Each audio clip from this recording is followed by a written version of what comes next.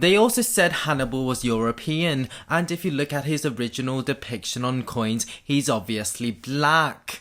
Really? Firstly, whoever said that Hannibal was European? Everyone knows that he was the Carthaginian general who almost defeated Rome. Secondly, what coins? Have you been reading africaiswoke.com where they claim that this coin clearly depicts Hannibal Barca as a black man? What I have to say is the overwhelming evidence shows that Hannibal was not black, despite Carthage being part of Africa.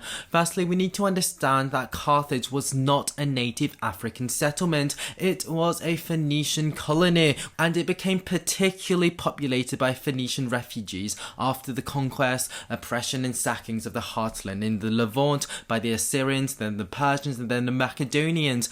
Also, placed at the middle of the Mediterranean trade routes, we can surmise that the city was also populated by merchants from Iberia to Italy, Greece, Egypt, all very much non-black populations. However, did the Phoenicians mix with the locals? Probably. Hannibal's sisters were married to Numidian royalty, but these people were Berber who were very much not black. Historian Carrie Cowherd actually goes much further than what I'm saying. She says, the ruling class at Carthage seems to have kept its Phoenicianness relatively unmixed with surrounding populations. The Phoenicians were Semitic people akin to the Hebrews. I think we also need to remember that the people of the Mediterranean didn't really interact with the dark-skinned sub-Saharan people that Americans typically associate with Africa, for in ancient times without camels, the Sahara Desert might as well have been the Atlantic Ocean. We need to stop thinking that North Africans had much interactions with sub-Saharans, for they were very much part of the Mediterranean world. However, some say that Carthage was the exception.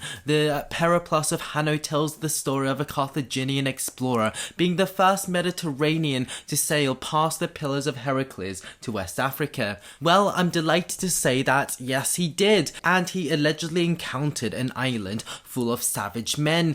They had hairy bodies. When we pursued them, we were unable to take any of them, for they all escaped by climbing the steep places and defending themselves with stones, but we took 3 of the women. He even took them back to Carthage. Sounds promising. However, he killed and flayed them for their skins, and he was talking about gorillas. And I think we also need to remember that the ancient world did have a word for black people, which was Ethiopians, who the Romans and Greeks did encounter, and the Romans especially were not particularly positive about them. They were rare even in the cosmopolitan Roman world, and when Septimius Severus encountered one, he described him as ominous. If the biggest enemy in Roman history was black, surely the Roman propagandists would have had a field day, but no, there's no mention of it. So I just want to ask, with all this evidence showing how implausible it would have been for Hannibal to be black,